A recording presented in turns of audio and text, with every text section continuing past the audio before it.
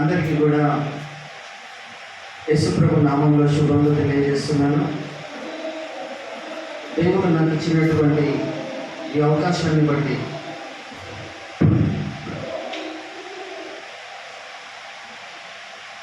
దేవుని స్తుతిస్తున్నాను, దేవునికి వందనాలు చెల్లిస్తున్నాను. ముఖ్యంగా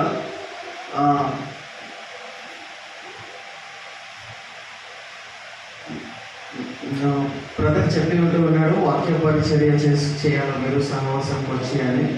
సో నాకున్నటువంటి ఒక మంచి అలవాటు ఏంటంటే, ఎవరైనా వాక్యం చెప్పమంటే అది ఎంత దూరమైనా, ఎంత కష్టమైనా, ఎంతమంది అయినా, 2 ఉన్నా 2000 మంది ఉన్నా, అది ఏ సందర్భమైనా చెప్పడానికి నాకు ఎందుకు దేవుడు అటువంటి ఆసక్తిని నా లోపల పెట్టాడు.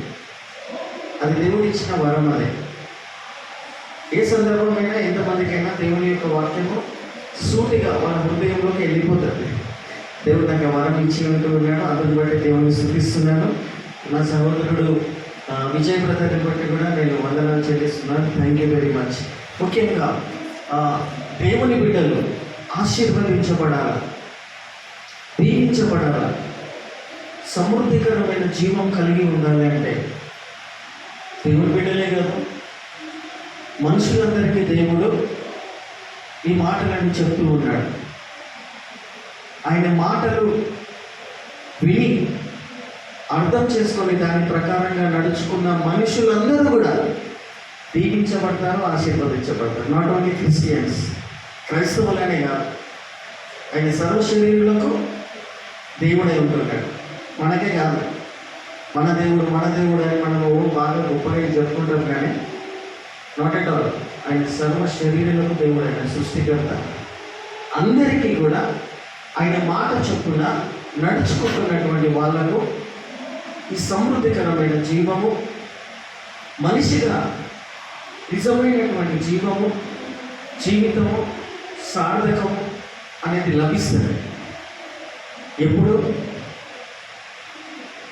ఎప్పుడు ఆయన మాట విని దాని ప్రకారముగా ఆ పరిస్థితులలో నడుచుకున్నప్పుడు ఆ వ్యక్తి ఆశీర్వదించబడతాడు. హల్లెలూయా. ఆ సబ్జెక్ట్ నేను చెప్పాలని ఇష్టపడుతూ ఉన్నాను. ఎందుకో ఏమో లాస్ట్ టైం కూడా నేను వాక్యం చెప్పడానికి వచ్చినప్పుడు ఒక సబ్జెక్ట్ ప్రిపేర్ అయ్యి వస్తూ ఉంటాను. ట్రైన్లో వస్తాను కదా, నేను వరంగల్ నుండి ట్రైన్లో వస్తూ ఉంటాను కాబట్టి ప్రిపేర్ అవుతూ వస్తాను. కానీ ఇక్కడికి వచ్చిన తర్వాత ఏమైపోతుంది అంటే, స్తుతి ఆరాధన చేస్తున్న టైంలలో ఆ సబ్జెక్ట్ ఎగిరిపోతుంది మైండ్లోకి వెళ్ళి. ఎందుకేమో ఇప్పుడు కూడా నేను ఒక సబ్జెక్ట్ ప్రిపేర్ అయ్యి వచ్చిన, ఆ సబ్జెక్ట్ ఏమై ఉన్నదంటే దైవభక్తి గురించి. దైవభక్తి అన్ని విషయాలలో సాధకమైనది, నీకు లాభకరమైనదని దాని వివరణ, దాని యొక్క రిఫరెన్స్ తీసుకొని వచ్చిన. కానీ ఇక్కడ స్తుతి ఆరాధన చేస్తూ ఉన్నప్పుడు ఎగిరిపోయింది, మైండ్లకు వెళ్ళిపోయి వేరే సబ్జెక్ట్ వచ్చి కూర్చున్నది. ఆ సబ్జెక్ట్ ఏమయ్యే అంశం ఏమైందంటే, సింపుల్గా చెప్తున్నా ప్రియమైన వాళ్ళరా, దేవుని ఆజ్ఞలకు లోబడి నడుచుకున్నటువంటి వాళ్ళు అన్ని విషయాలలో దీవించబడతారు. If you love me keep my commandments. నన్ను ప్రేమిస్తానని అని చెప్తూ ఉన్నారు కదా, మీరు ఎంతమంది చెప్పగలుగుతున్నారు యేసు ప్రభు నేను ప్రేమిస్తున్నానని? ఎవ్రీబడి లవ్స్, అది ఇష్టం. ఎవ్రీబడి ఇక్కడ కూర్చున్న మీ అందరూ కూడా ఐ లవ్ జీసస్ అని అంటాం. కానీ యేసు ప్రభు ఏం చెప్తున్నాడంటే, if you love me keep my commandments. నువ్వు నన్ను ప్రేమించిన ఎడల నా ఆజ్ఞలను గైకొనుము. అంటే దేవుని ఆజ్ఞల గురించి చెప్పాలని ఇష్టపడుతూ ఉన్నాను. ఇది దేవుని చిత్తమై ఉన్నది ప్రియమైన వాళ్ళగా. Hallelujah. This is the will of God. నా చిత్తం కాదు. ఈ సమయంలో ఇది దేవుని చిత్తం. ఇది మీరు నమ్మండి. అంత దూరంకి రావడం అనేది దేవుడు మిమ్మల్ని ఎంతగా ప్రేమిస్తున్నాడు అనేది అర్థం చేసుకో. నాకు అంత శక్తి సామర్థ్యాలు లేవు, అంత ఓపిక లేదు, అంత ఆరోగ్యం వాతావరణం చేంజ్ కావడం వలన సరిగ్గా లేకున్నా సిద్ధపరిచి బలపరిచి నడిపిస్తున్న విధానము అది అది ఒక్కసారి మీరు అర్థం చేసుకోండి. ఏంటిది అది? God loves you very much, not because of me, నన్ను బట్టి కాదు. ఆయన ఎటువంటి వారినైనా ఆయనకు విధేయత చూపిస్తే గతం చూడడం వాళ్ళది, ఆత్మతో నింపి వరాలతో నింపి వాడుకుంటూనే ఉంటాడు. హల్లెలూయా. ఏం చెప్పాలంటే గాడ్ లవ్స్ యూ, ఇక్కడ కూర్చున్న వాళ్ళందరినీ దేవుని ప్రేమిస్తున్నాడు. హల్లెలూయా. అది నువ్వు ఏ పరిస్థితి అయినా నేను గొప్ప విశ్వాసంతో చెప్పగలుగుతున్నా. God loves you everybody here. Hallelujah. అయితే if you love me keep my commandments, నన్ను ప్రేమించిన ఎడల నా ఆజ్ఞలను గైకొనండి అని యేసు ప్రభు స్వయంగా చెప్తున్నాడు. యేసు ప్రభువుని ప్రేమిస్తున్నటువంటి వారు బైబిల్ మొత్తంలో ఎన్నో ఆజ్ఞలు ఉన్నాయి. ఆజ్ఞలలో ప్రియమైన వాళ్ళ ముఖ్యమైనటువంటి ఆజ్ఞలు ఏమై ఉన్నాయి చెప్తారా? 2 ఆజ్ఞలు న్యూ టెస్టిమెంట్లో. న్యూ టెస్టిమెంట్ కొత్త నిబంధనలలో ఎస్ ఫస్ట్ కమాండ్మెంట్ ఏమై ఉన్నది మనందరికీ తెలుసు. అది మార్కు సువార్త, అది మత్తయి సువార్త 23 సంథింగ్ ఎక్కడ చెప్తూ ఉంటాడు. అంటే ఆజ్ఞలు 22, 37, 39లో ఒకసారి చదువుకుందాం. మత్తయి సువార్త చూడండి. సబ్జెక్ట్ డివియేట్ అయిపోతూ ఉన్నది. నేను సిద్ధపడ్డది ఒకటి, ఇక్కడ దేవుని ఆత్మ ప్రేరేపిస్తుంది ఒకటి. ఎందుకు అంటే దేవుడు మిమ్మల్ని ప్రేమిస్తున్నాడు కాబట్టి ఇది మీకు అవసరం అని నేను అనుకుంటున్నాను. Hallelujah. This is necessary for you. ఇది మీకు చాలా అవసరం. ఆజ్ఞలను పాటించిన వాడు మొదటిగా అతని లోపల సమాధానం వస్తుంది. దేవుడిచ్చే సమాధానం తన మనసు హృదయంలో నిలిచి ఉంటుంది. ఫస్ట్ పాయింట్ ఇది. రెండవది జాయ్, ఆనందము, సమాధానంతో నింపబడతాడు. మూడవది ఆరోగ్యముగా ఉంటాడు. బలహీనతలు ఉన్నా, రోగాలు ఉన్నా అందులో బలము దేవుడిస్తాడు. నాలుగవది ప్రియమైన వాళ్ళ నువ్వు వస్తూ పోతున్నటువంటి జాగాలలో, స్థలాలలో ఎక్కడికి వెళ్ళినా ఏమి చేసినా దేవుని యొక్క ప్రొటెక్షన్, భద్రత నీ తలపైన 24/7 ఎల్లప్పుడూ నిలిచి ఉంటాడు. హల్లెలూయా. ఎందుకు? ఆయన మాటకు లోపడుతున్నావు చూడు. You are obeying the command of God. దేవుని యొక్క ఆజ్ఞకు లోపడడం వల్ల ఇవన్నీ ఉన్న వాళ్ళే ఒక వ్యక్తి లోపల ఫస్ట్ ఏంటిది? పీస్, సమాధానం ఉన్నదా.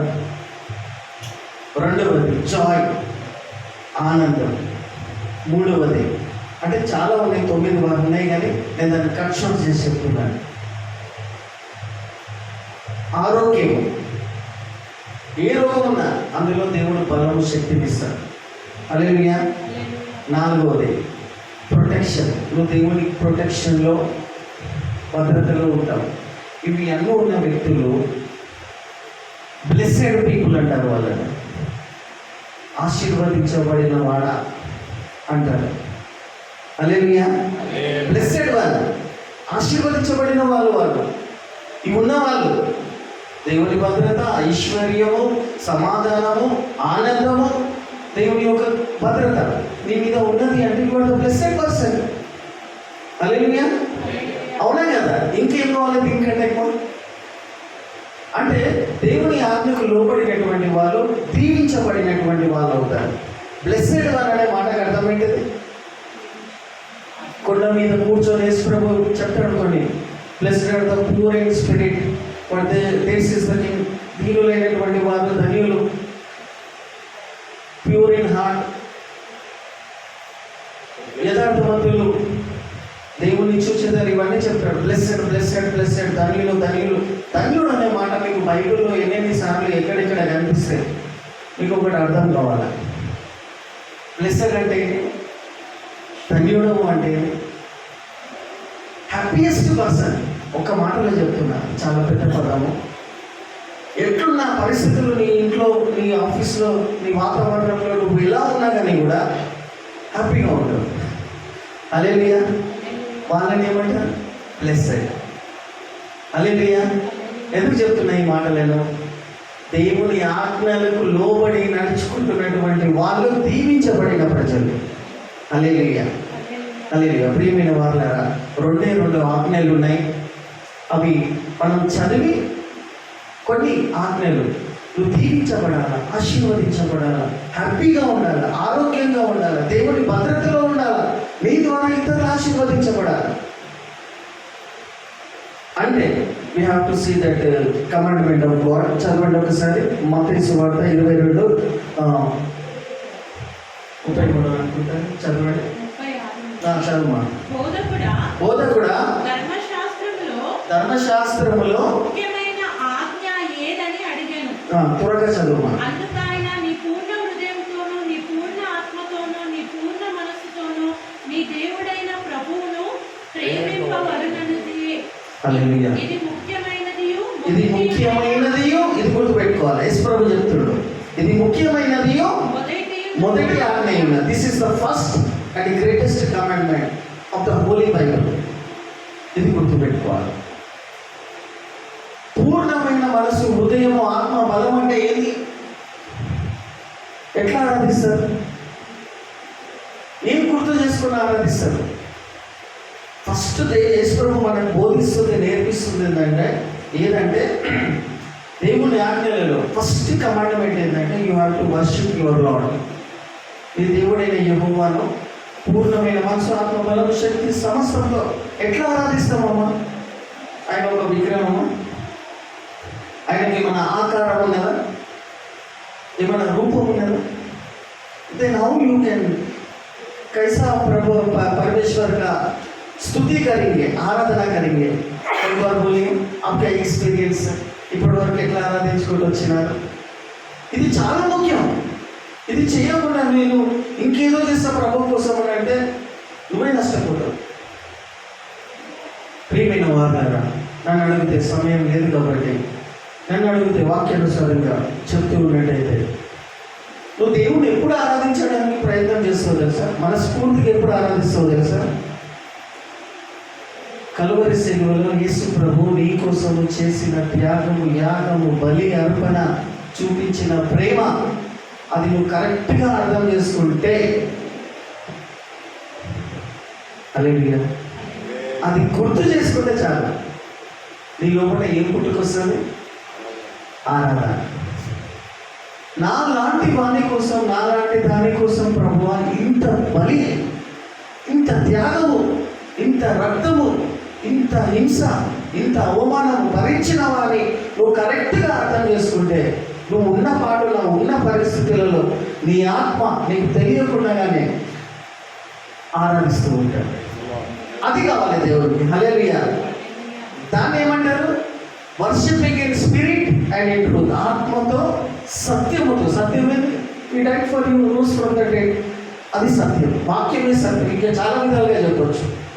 ఇది చేస్తున్నటువంటి వాళ్ళ లోపల పూర్ణమైన హృదయంతో, ఆత్మతో, బలముతో, శక్తితో ఆరాధించిన వాళ్ళు అవుతారు. ఇది తప్ప వేరేది ఇంకేమైనా ఉన్నదా? ఇంకేమైనా ఉన్నదా? వేరే రకం ఉన్నదా? సౌండ్, మ్యూజిక్ బాగా పెట్టి ఇప్పుడు నేను వస్తున్నా, అక్కడికి వస్తుంటే ఇద్దరు లేడీస్ ఆటో దిగి ఎవరు పేరు అడిగారు. వాళ్ళ వర్షిప్ కన్నా అంటే నాకు తెలియదమ్మా.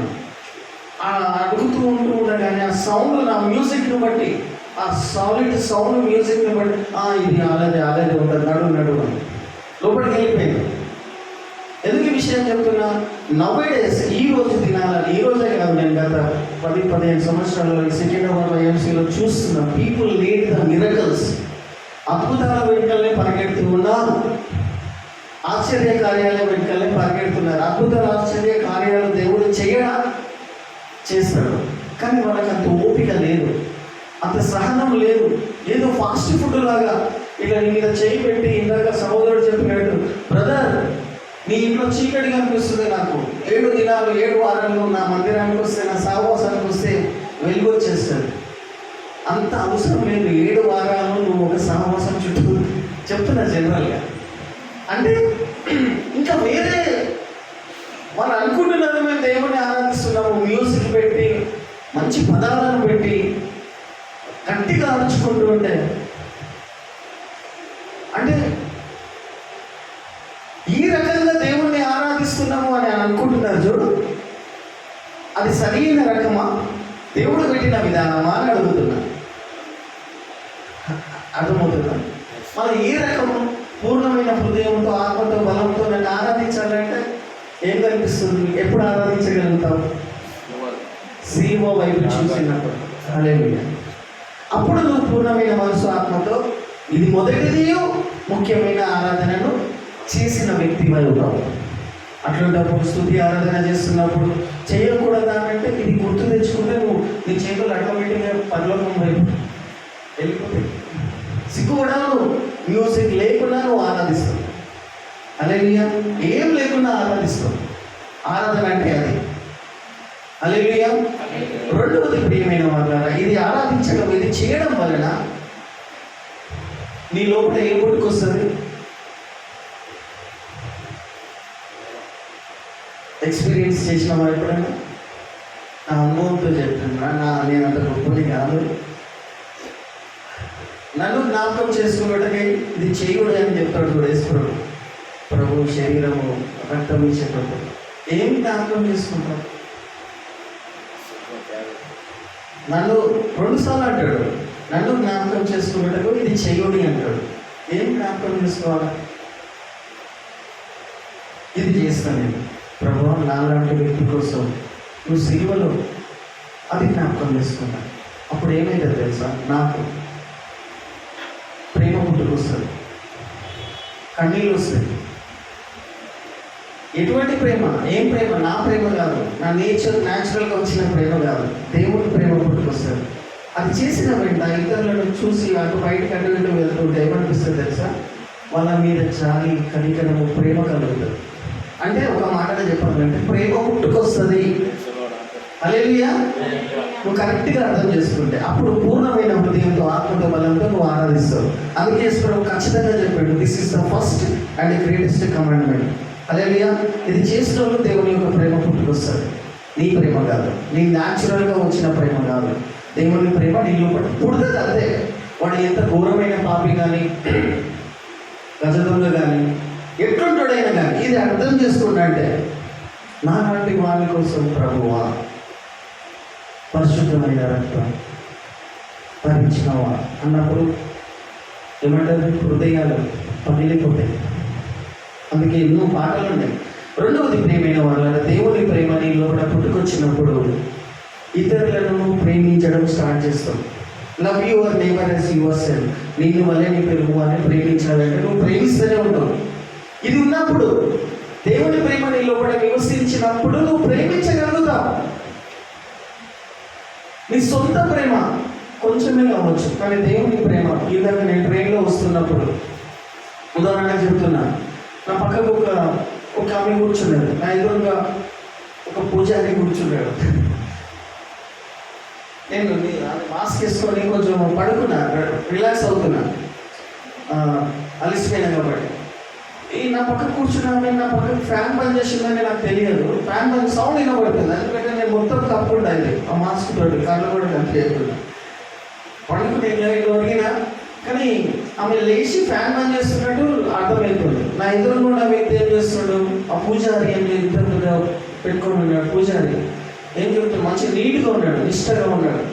ఓ అమ్మాయి, ఎందుకు పని చేస్తున్నావు? ఫ్యాన్ ఫ్యాన్ పాపం ఈమె చూస్తే ఈమె ఒక మంచిగా ఉన్నది, కానీ ఆమెకు చలి పెడుతుందంట. చూడడానికి బాగానే ఉంది. అంకుల్ నాకు చలి పెడుతుంది అంకుల్ అన్నట్టు. మీకు చలి పెడితే నేనేం చేయాలా? వాళ్ళు ఏం చేస్తున్నాయంటే గ్రంథం చదువుతున్నాడు. వాళ్ళ గ్రంథం చదువుకుంటారు, 30 నిలబడుతున్నాయి.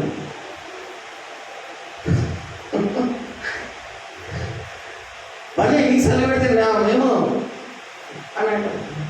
నేను లేచి ఎయ్యి ఫ్యాని అని అంటున్నాడు. ఆమెనేమో ఇక నేనేం చేసిన అంటే, పాపం చలి పెడుతుంది కదంట. నువ్వేందయ్యా, నువ్వేంది మధ్యలో నీకు చలి పెడితే మేమేం చేయాలి?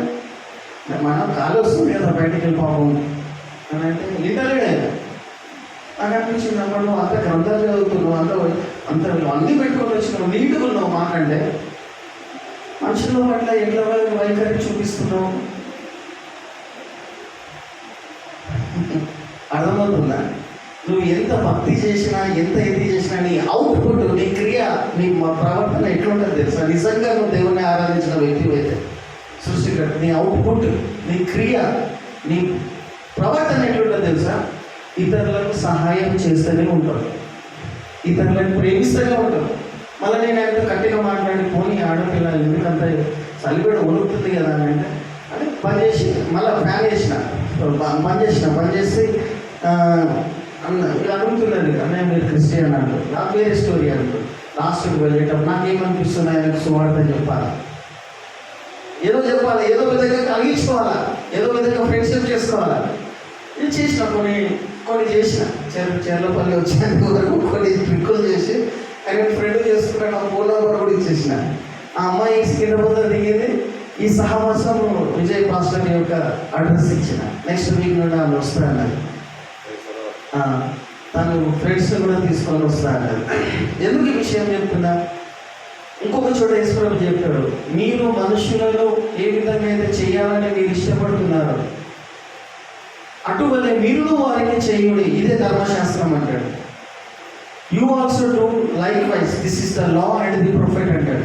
అంటే మనుషులు నేను వచ్చి ఏ విధంగా అయితే నేను ప్రేమించాలి, సహాయం చేయాలి అని నువ్వు ఆశ కలిగి ఉంటావు చూడు, నువ్వు ఇతరులకు కూడా వెళ్ళి అట్లా చేస్తే అదే ధర్మశాస్త్రం అంటాడు. అంటే మనిషి అవసరాన్ని బట్టి నీకు చాతనైన సహాయం నువ్వు చేస్తే చేసిన క్రియ ద్వారా అన్నయ్య నువ్వు క్రిస్టియనా అని మాట వస్తుంది.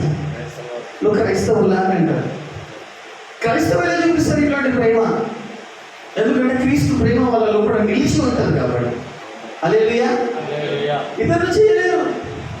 ఏదైనా చేసినా సహాయం చేసినా స్వార్థపూరి, నేను సహాయం చేస్తాను కదా దాని వెనకాల ఇంత పెద్ద సహాయం నాకు వస్తుంది, స్వార్థపూరితమైన సహాయం. కానీ క్రీస్తు ప్రేమలో ఎటువంటి స్వార్థం ఉండదు. ఏముండదు? అలాంటి రక్షణలోకి నడిపియాలి. హల్లెలూయా. అంటే ఇక్కడ యేసుప్రభు చెప్తున్న మాట ఏంటి? Love your neighbour as your self. నువ్వు ఎట్లా ప్రేమించుకుంటావో ఇది చేస్తే అదొక చదవండి. 38వ వచనం చదువుకొని మనము 2 వాక్యాలను చూసుకొని ముందుకు వెళ్దాం. This is the commandment of God అని చెప్తూ ఉన్నారు. నిన్ను వలె నీ పొరుగువాడిని ప్రేమింపవలెనను రెండవ ఆజ్ఞయు దాని వంటిదే. ఈ 2 ఆజ్ఞలు ధర్మశాస్త్రం అంతటికి ప్రవక్తకును ఆధారమై ఉన్నవని అతనితో చెప్పాను. హల్లెలూయా. ఈ 2 ఆజ్ఞలు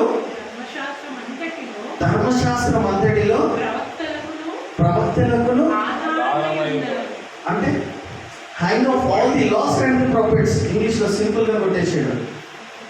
అంటే ఈ 2 ధర్మశాస్త్రములు, ఈ 2 చేస్తే నువ్వు ధర్మశాస్త్రము అంతా కూడా నెరవేర్చిన వ్యక్తి అవుతావు. ఇక అవన్నీ ఉన్నాయి కదా, 10 కమాండ్మెంట్స్లో ఇవి ఉన్నాయి కదా, అవన్నీ చేయకుండా చేసిన వాళ్ళం అవుతాం.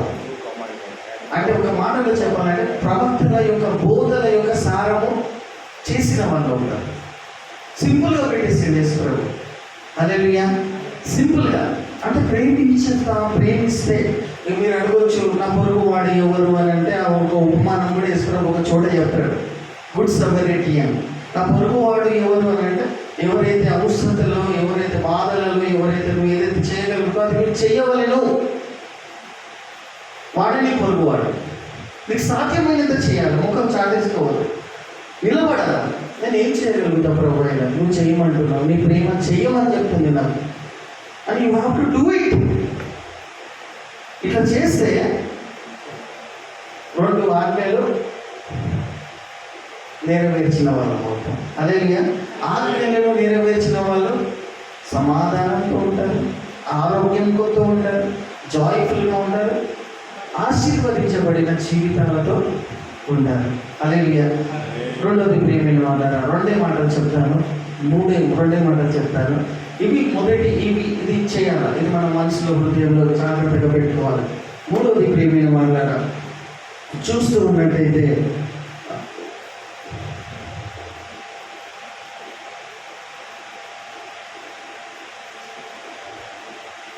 దేవుడు మనుషులందరికీ కూడా 6 దినములు కష్టపడి పని చేయవలెను, 7వ దినమున ఏం చేయాలి? విశ్రాంతి దినమును పాటించవలెను. ఇది అందరికీ తెలుసు కదా. నిర్గమకాండంలో 10వ అధ్యాయం, అందులో అన్నీ కూడా చాలా వచనాలు ఉన్నాయి. నేను జనరల్గా చెప్తున్నాను. ఆశీర్వాదాలు పొందుకోవాలని అంటే ఎవ్రీ బిలీవర్, ప్రతి క్రైస్తవుడికి చిన్న సింపుల్గా చెప్తున్నా, వాళ్ళ రిఫరెన్స్లు చూపించకుండా 6 దినాలు నువ్వు కష్టపడి పని చేయాలి. ఇది ఆజ్ఞనా కాదా? ఆజ్ఞనా కాదా? దేవుని ఆజ్ఞనే కదమ్మా. ఇది కూడా దేవుని ఆజ్ఞనే. 6 దినాలు నువ్వు ఉన్న ప్రొఫెషన్, నువ్వు ఉన్న వృత్తిలో ఎవరు కూడా అనకూడదు నాకు పని దొరకలేదు, పని లేదు అని ఎవరు అనకూడదు. అంటున్నట్టయితే, అంటూ సోమరులుగా ఇంకా వేరే రకంగా వాళ్ళు ఉంటూ ఉన్నట్టయితే వాళ్ళకు వాళ్ళే నష్టం పంచుకుంటున్నారని అర్థం చేసుకోండి. హల్లెలూయా. ప్రియమైన వాళ్ళరా, నువ్వు నీ 6 దినములు, సోమవారం నుండి బైబిల్ ప్రకారంగా శనివారం వరకు 6 దినాలు నువ్వు ఉన్న వృత్తిలో నువ్వు నమ్మకంగా పని చేసుకుంటూ నీ కూడు, నీ రొట్టె నువ్వు సంపాదించుకోవాలి నీ చేతితోటి. అలా చేయడం వల్ల దేవుని ఆజ్ఞను పాటించిన వ్యక్తి అవుతాం. ఎవరైతే కష్టపడి రొట్టెను సంపాదించుకుంటారో, ఎవరైతే కష్టపడి చెమటోడ్చి పని చేసుకుంటారో వాళ్ళు దేవుని ఆజ్ఞను పాటించిన వాళ్ళు అవుతారు.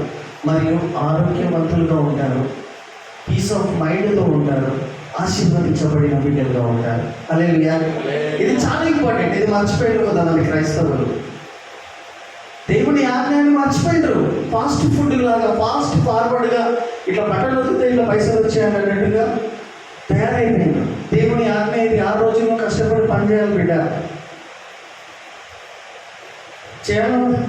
చాలా వాక్యాలు ఉంటాయి లేదా? ఇది మర్చిపోయారు. నువ్వు చెప్పదు నాకు పని దొరకలేదని అంటే చిన్న టీ పాయింట్ దగ్గరికి వెళ్ళాను, టీ స్టాల్ దగ్గరికన్నా వెళ్ళి కప్పులు కడగలవా? 300 ఇస్తాడు, 400 ఇస్తాడు. నేను నా లెవెల్ ఏది, నేను కప్పులు కడగాలని అంటే జనరల్గా చెప్తున్నా. దీని ఫారిన్ కంట్రీస్లో డిగ్నిటీ ఆఫ్ లిబర్టీ అంటారు, డిగ్నిటీ ఆఫ్ లేబర్ అంటారు. నువ్వు 90 సంవత్సరాలు వచ్చినా, 80 సంవత్సరాలు వచ్చినా, 100 సంవత్సరాలు వచ్చినా నీ కాళ్ళు చేతులు పనిచేస్తున్నాయి అంటే నీ సొంత శక్తి మీదనే వాళ్ళు పనిచేసుకుంటూ బతుకుతారు. సొంత రొట్టె. ఆ ఏజ్లో కూడా నేను అనుభవంతో, నేను మలేషియాలో 2 years ఉన్నా కాబట్టి అక్కడ ఎంతో మందిని చూసి నేర్చుకున్నాను నేను. వాళ్ళు ఈ ఆజ్ఞను పాటిస్తారు. వాళ్ళు కష్టపడి పనిచేసి రొట్టెని సంపాదించుకుంటారు. నువ్వు అనకూడదు నాకు పని దొరుకుతలేదు అని అంటే నీకు ఇష్టం లేక నువ్వు అట్లా చెప్తున్నావు. నువ్వు వెళ్ళు, టీ కప్పులు కడుగు. దీన్ని డిగ్నిటీ ఆఫ్ లిబర్టీ అంటారు, లేబర్ అంటారు. ఏ పని కూడా చిన్న పని కాదు. హల్లెలూయా. ఏ పని కూడా చిన్న పని కాదు. ఇది గుర్తుపెట్టుకోండి మీరు. ఏ పని చిన్న పని కాదు. నేను ఇప్పటికీ వరంగల్లో సేవ చేసుకుంటూ ర్యాపిడో బండి నడిపిస్తాను, ఇంకేమేమో పనులు చేస్తాను. నన్ను చూస్తే పరిచయం అవుతారు. నా భార్య నా పాస్టర్లో సేవకుని లేకపోతే లేబర్గా ఎందుకు ఇటువంటి పనులు చేస్తావు అంటే నాకు తెలుసు. వింటుందా? నాకు తెలుసు డిగ్నిటీ ఆఫ్ లిబర్టీ అంటే ఏదో నాకు తెలుసు. నేను చూసి వచ్చినాయి కాబట్టి దాంట్లో ఎంత ఆనందం, సంతోషం, తృప్తి, ఆరోగ్యం, సమాధానం ఉంటుందో చేసినట్టుగా తెలుసు. ప్రియమైన మాట్లాడారా, ఇది చేయడం వలన ఏ పని చిన్న పని కాదు. నువ్వు మోరీలు సాఫ్ చేయి, సాయంత్రం ఏంటంటే 500, 600 ఇస్తాడా లేదా? అది కూడా చిన్న పని కాదు. హైదరాబాద్లో అయితే సైడ్ పనులు ఉన్నాయి. ఎంతోమంది బతకడానికి వచ్చి బిల్డింగ్లు కట్టుకుంటున్నారు.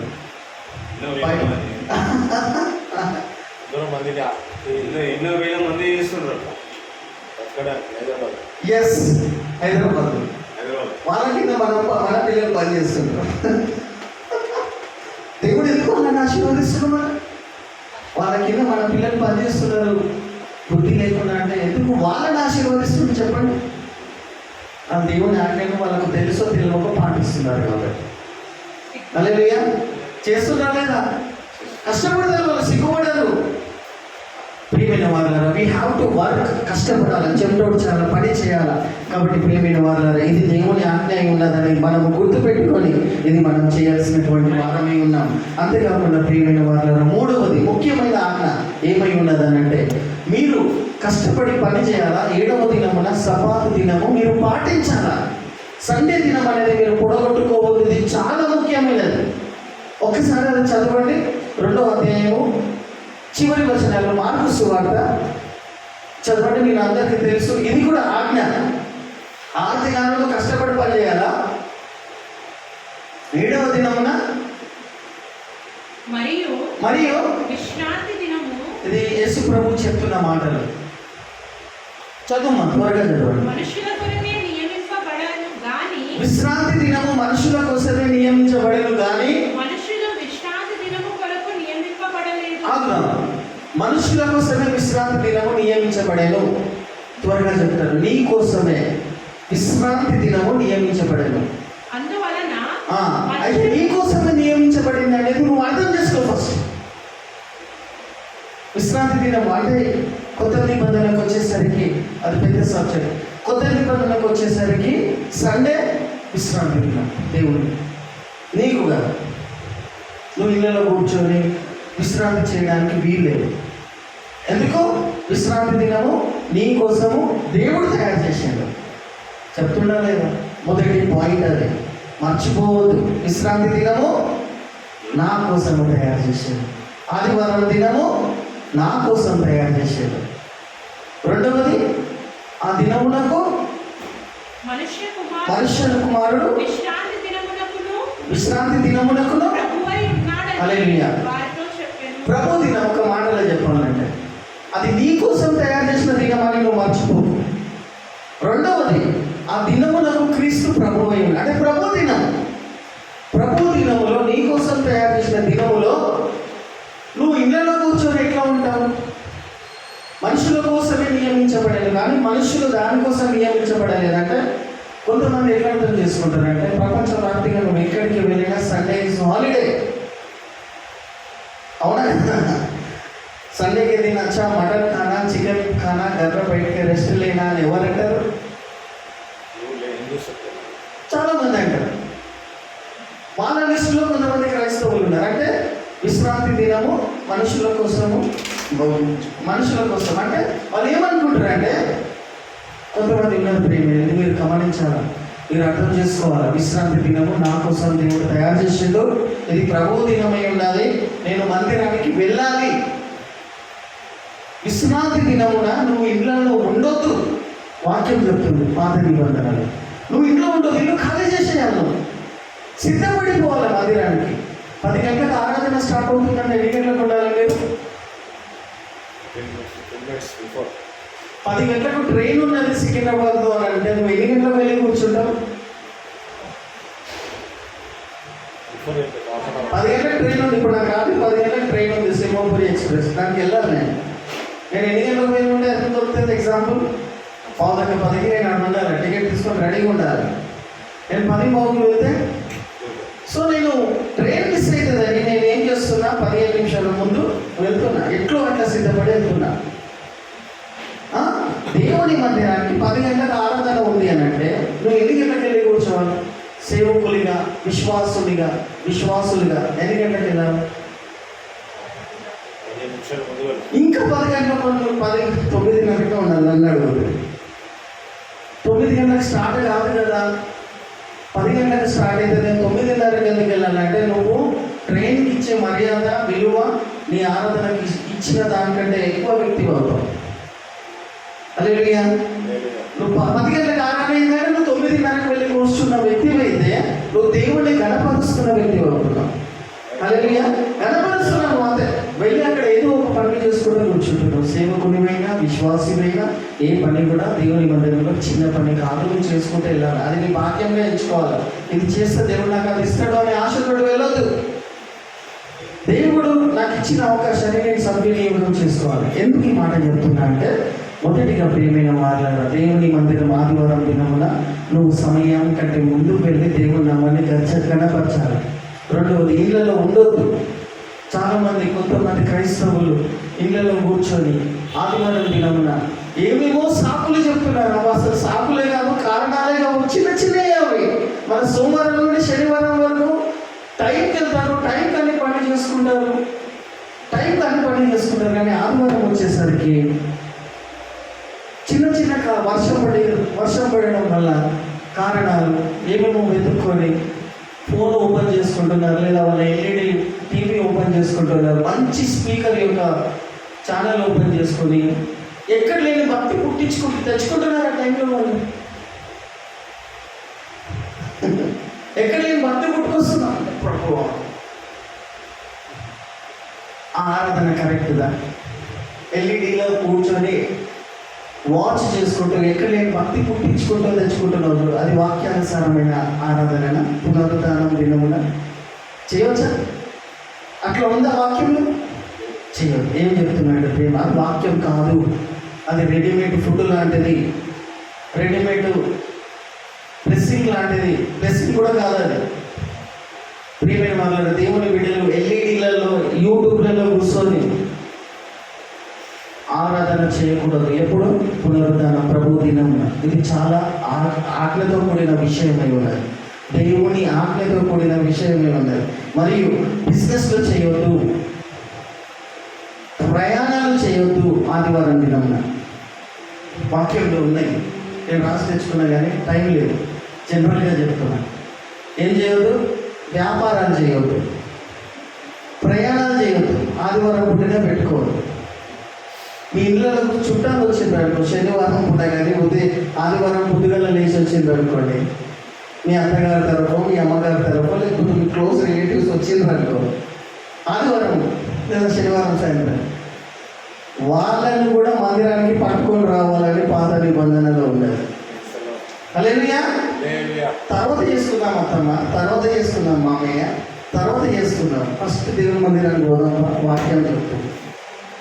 మర్యాద చేయకపోతే అత్తమ్మ ఏమంటుందో, మర్యాద చేయకపోతే ఆయన ఏమంటాడో, మీ కోడలికి మీ బిడ్డకి మర్యాద తెలియదా? మేము ఎవరమో సొప్పుకున్నాయి అంత భగవంత కలాం బతానే చలో ఫస్ట్. అది చెయ్యను, అది చెయ్యి. వాక్యం చెప్తుంది. అంటే చుట్టాలు వచ్చిన వాళ్ళని కూడా పట్టుకొని రావాలి మందిరానికి అని ఉంది. ఇది కూడా ఆగలేదు. ఒక్కటే కన్నా ఎగ్జామ్షన్ ఇచ్చింది దేవుడు, ఎక్స్క్యూజ్ చేసింది. ఆదివారం దినం ఎవరైనా చనిపోయినారు, వాళ్ళు నీ బంధువులు కావచ్చు, నీ సంఘ సభ్యులు కావచ్చు, నీకు తెలిసిన వ్యక్తి అయితే వెళ్ళిపో, వాళ్ళ దగ్గర ఉండు, వాళ్ళని పరామర్శించు, వాళ్ళకు ఓదార్చు, కన్నీళ్ళు తుడువు, ఏది సాధ్యమవుతుందో వాళ్ళతో ఉండు. అదొక్కదానికి ఎక్స్క్యూజ్ చేసాడు బైబిల్ మొత్తంలో. ఆదివారం రోజు చనిపోతే నువ్వు మందిరంలో కాదు, అక్కడ ఉండాలి, చనిపోయిన వెంబడి ఉండాలి. ఈ ఒక్క కారణంగా ఉంది, కానీ ఏ కారణం చేతప్పుడు నువ్వు మందిరానికి డుమ్మ కొట్టడానికి వీల్లేదు. ఇది ఆజ్ఞ. హల్లెలూయా. కాబట్టి ప్రియమైన వారిలారా, ఇండియాలో కూర్చొని ఆరాధన చేయొద్దు. వాక్యంలో అపొస్తలుల కార్యం 2వ అధ్యాయం మొత్తం చదివితే మీరు రొట్టె విరుచుట, అందులో ప్రార్థన చేయడం, సహవాసం చేయడం, సంఘ సభ్యులతో ఏమంటారు దాన్ని? చర్చ అంటే కాపరి విశ్వాసిని గుర్తుపట్టాలి, చూడాలా. స్క్రీన్లో ఉన్నవాడు నువ్వు గుర్తుపడుతున్నావు, ఎల్ఈడిలో ఉన్నవాడిని వాడిని నువ్వు గుర్తుపడుతున్నా, నువ్వు గుర్తుపడుతున్నావు. మంచి ప్రీచర్ అని, మంచి బోధకుడు అని స్పందించిపోతున్నావు, కళ్ళు గారిపోతున్నాయి. కానీ స్క్రీన్లో ఉన్నవాడు నేను గుర్తుపడుతున్నా, వాడు నీ కాపరియా? వాక్యానుసరంగా కాపరియా? మళ్ళీ ఎవరు వచ్చి అంటే వాక్యం ఏం చెప్తుందంటే ఆరాధన అయిపోయింది, సహవాసం చేయాలి, ప్రైజ్ లార్డ్ అని చెప్పాలి. ఆరాధన అయిపోయిన తర్వాత బ్రదర్ ఎట్లున్నావు, సిస్టర్ ఎట్లున్నావు, ప్రార్థన చేస్తున్నావు, నీ ఆత్మీయ జీవితం ఎట్లుంది అని ఒక్కరు ఎస్, అది సహవాసం. అంటే ఎల్ఈడిలో కూర్చున్నప్పుడు ఏం సహవాసం చేస్తాము? గొప్ప వాక్య పరిచారకం ఉందేమో, కానీ నీకేంటి దాని నష్టపోతున్నావు. చెయ్యొద్దు ప్రియమైన వాళ్ళ. దేవుడు చెప్పిన విధానంలో మనం వెళ్ళాలి. మన కంఫర్ట్ని బట్టి, మన దాన్ని బట్టి, మన విధానంలో దేవుడు రమ్మని అంటే ఎప్పటికీ రాడైనా. భ్రమ ఇందాక ఆమె ఆటోలో అడిగిన ఆమె అంటున్నారు, ఎందుకు వచ్చిన వాళ్ళు? అద్భుతాలు ఆశ్చర్యపోవడం కోసం. వాక్యం ఉంది వాళ్ళకు. If you love me keep my commandments అన్నాడు. నువ్వు నన్ను ప్రేమించిన ఏడలో నా మాట చొప్పున నడుచుకోమన్నాడు. నడవలేనటువంటి వాళ్ళు ఇట్లా అద్భుతాల కోసం, ఆశ్చర్య కార్యాల కోసం తిరుగుతూనే ఉంటారు. ప్రియమైన వాళ్ళ చివరిగా చెప్తున్నది ఏంటిది అని అంటే, ఆదివారం దినము మీకోసం తయారు చేశాను.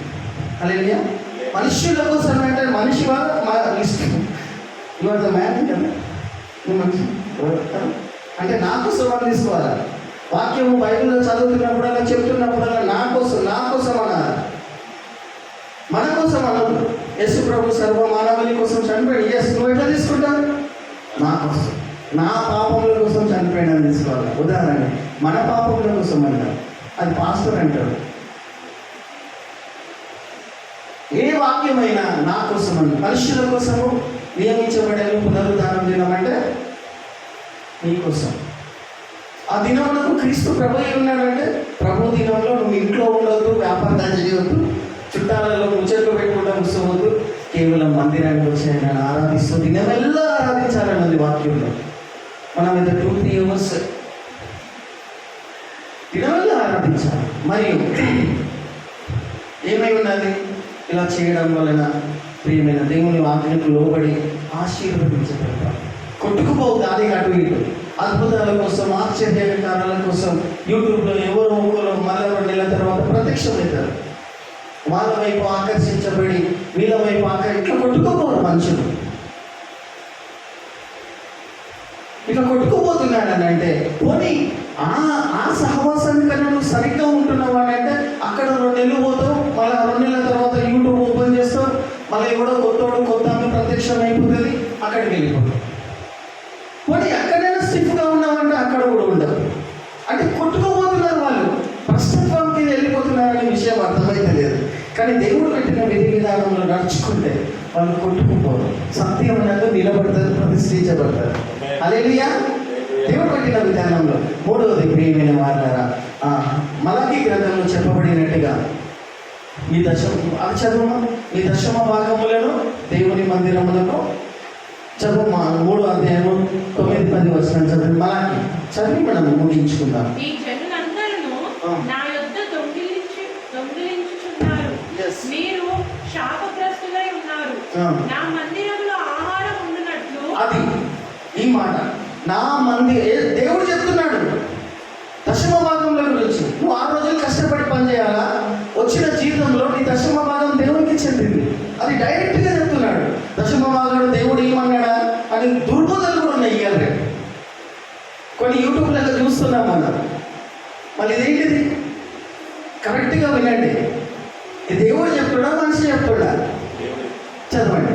నా మందిరంలో ఆహారం ఉండునట్లు. నా మందిరంలో ఆహారం ఉండునట్లు. 10వ భాగం అంతయు. నీ 10వ భాగం అంతయు మీరు నా మందిరపు నిధులలోనికి తీసుకొని రండి. బస్ అక్కడ ఆగుదాం. నా మందిరంలో ఆహారం ఉండాలంటే అర్థమైంది.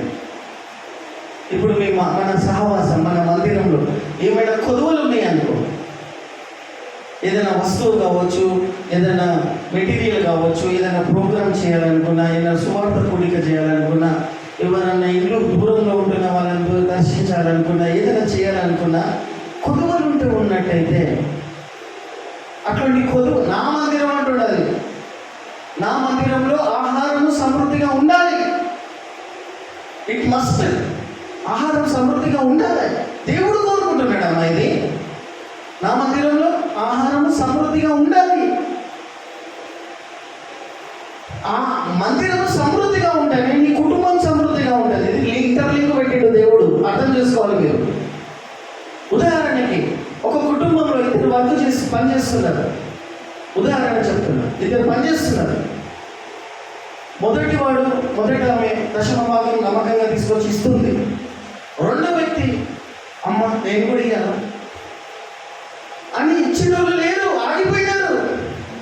ఇయ్యరు. ఈ సహవాసంలో అంటే అన్ని సహవాసాలు ఉన్నారు. ఇటువంటి వాళ్ళు నేను ఇస్తున్నా, మా అక్క ఇస్తుంది కదా, మా అన్న ఇస్తుంది కదా, మా డాడీ ఇస్తుంది కదా, నేను కూడా ఇవ్వాలా? స్టూపిడ్. నీకు దేవుడు ఇస్తలేడా? దేవుడు ఏమంటాడు? నీ వల్లనే నా మందిరంలో ఆహారం కొద్దుగా ఉన్నది, నువ్వు ఇయ్యనందుకు. నువ్వు దేవుని సొమ్మును, దేవుని దశమ భాగాన్ని ఆశ పెట్టుకుంటున్నావు. ఇంత ఇయ్యాలా? మా వాళ్ళు ఇస్తున్నారు, నేను ఎందుకు ఇవ్వాలని ఆపుకుంటున్నావు. నువ్వు వర్ధిల్లుతావు. పైన ఏమంటున్నాడు అంటున్నాడు, ఘోరంగా తిరుగుతున్నాడు వాళ్ళను, దశమ భాగములను ఆపుకునే వాళ్ళను తిరుగుతున్నాడు. శాపగ్రస్తులు మీరు అంటున్నారు. శాపం వచ్చి నిలబడితే నువ్వు ఎంతమంది సేవకుల దగ్గరికి అభిషక్తుల దగ్గర ముగించేస్తున్నా, అభిషక్తుల దగ్గరికి వెళ్ళి చేతులు పెట్టి ప్రార్థన చేస్తున్నా, అప్పుడప్పుడే ఊగుతావేమో కానీ, అప్పుడప్పుడే నేను ఊగుతారేమో కానీ, వన్స్ దేవుని యొక్క కృప నుండి నువ్వు తొలగిపోయిన వ్యక్తి అయితే అవుతుందా? ప్రియమైన వారారా, నువ్వు పనిచేసి నీ దశమ భాగం నీ చేతులతోటి తీసుకొచ్చి సమర్పించవలెను. దాంట్లో పెద్దవాళ్ళు కానీ, మధ్యవర్తులు కానీ, ఇంట్లో ఉన్న వాళ్ళు కానీ జోక్యం చేసుకోవద్దు.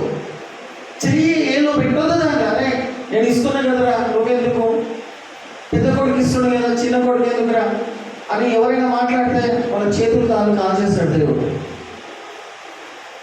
వార్నింగ్ అది, అవునా కదా?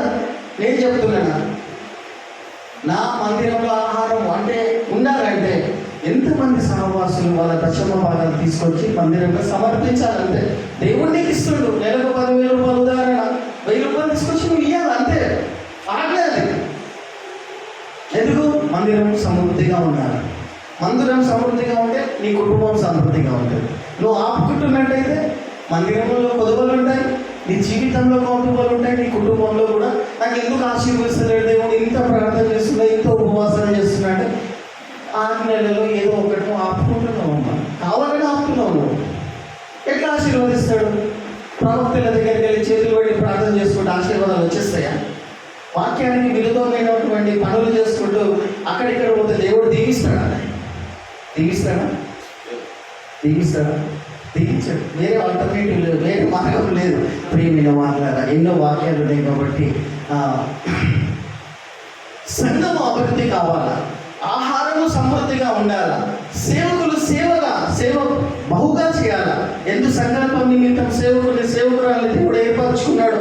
ఆ పని పరిపూర్ణం చేయాలంటే విశ్వాసం నమ్మకంగా ఉండాలి. సేవకులు వాక్యానికి నమ్మకంగా ఉండాలి. వాళ్ళు ఆదివారం రోజున ప్రతి ఆదివారం రావాలా, ప్రతి ఇటువంటి కూడికలకు రావాలా, సమాజంగా కూడాలా. వర్షం వస్తుంది కదా, అది వస్తుంది కదా సాకులు చెప్పొద్దు. మరియు నీ సంపాదనలో నమ్మకంగా తీసుకొచ్చి నువ్వు దేవునికి సమర్పించాలి. ఇటువంటి చేస్తున్నటువంటి వాళ్ళందరూ కూడా దీవించి ఆశీర్వదించబడతారు. హల్లెలూయా. దేవుని ఆజ్ఞలు లోబడినటువంటి వాళ్ళందరూ, if you love me keep my commandments అంటే నువ్వు నన్ను ప్రేమించిన ఎడల నా ఆజ్ఞలను గైకొన్న బిడ్డలవుతారు. నీకు ఏ కొదువలు ఉన్నాయి? ఏ కొదువలు ఉన్నాయమ్మా? ఆకాశ వార్పులు పిల్లలు విప్పి అనే పట్టుదలంతా ఆశీర్వాదాలు కుమ్మరిస్తాడు. ఇచ్చి చూడు, చేసి చూడు. ఫస్ట్ దేవుని ఆరాధించు. రెండవది పూర్ణ హృదయం, అప్పుడు సహోదరులను ప్రేమించడం స్టార్ట్ చేస్తాడు. మూడవది కష్టపడి పనిచేయి. ఆదివారం దినం నా దేవుని మందిరానికి వచ్చి దినవేళ సమయం కంటే ముందు రావడం నేర్చుకోండి. 2 వారాలు వచ్చి మూడవ వారం డుమ్మ కొట్టి ఏదో అది కాదు, క్రమం బ్రేక్ అవుతుంది. అక్కడ బ్రేక్ కూడా కావాలి, కంటిన్యూగా రావాలి, ప్రతి వారం రావాలి, సమయం కంటే ముందు రావాలి. పని వెతుక్కోవాలి. ఏమన్నా చైర్లు తోడ్చేటివి ఉన్నాయా, ఏమన్నా ఊడ్చేటివి ఉన్నాయా, ఏమన్నా తోడ్చేటివి ఉన్నాయా, ఏమన్నా సెట్ చేసేటివి ఉన్నాయా. నీ పోస్ట్ ఎంత పెద్దదైనా కావచ్చు, కానీ దేవుని మందిరానికి వచ్చినప్పుడు ఇట్లా అనుకొని వచ్చి అంత సెట్ చేసినటువంటి వాళ్ళని దేవుడు బహుగా దీవించి ఆశీర్వదిస్తాడు. హల్లెలూయా. దేవుడిని కనపరుస్తున్నారు వాళ్ళు వచ్చి ముందుగా. హల్లెలూయా. దేవుడిని కనపరిచిన వాళ్ళని దేవుడు వాళ్ళని ఏం చేస్తా అన్నాడు? హల్లెలూయా. ఈ రకంగా దేవుని కనపరచవచ్చు. ఈ 3 విషయాలను ఎప్పటికీ మన జీవితాంతం మర్చిపోకుండా పాటించినటువంటి వాళ్ళు దేవుని ఆజ్ఞలను కైకొన్నటువంటి వాళ్ళు అవుతారు. వాళ్ళ వ్యక్తిగత జీవితంలో సమాధానం ఉంటుంది, ఆనందం ఉంటుంది, సంతోషం ఉంటుంది, ఆరోగ్యం ఉంటుంది, దీర్ఘాయుష్యం ఉంటారు. ఎప్పటికీ ఎన్ని సమస్యలు ఉన్నా, ఎన్ని రోగాలు ఉన్నా, ఎన్ని అప్పులున్నా అందులో దేవుడు వాళ్ళని ఆనందింప చేస్తూనే ఉంటాడు. హల్లెలూయా. ఎందుకంటే నా మాటకు లోబడి చేసుకుంటూ వెళ్తున్నావు కాబట్టి దేవుడు ఇటువంటి మాటలను దీవించి ఆశీర్వదించింది.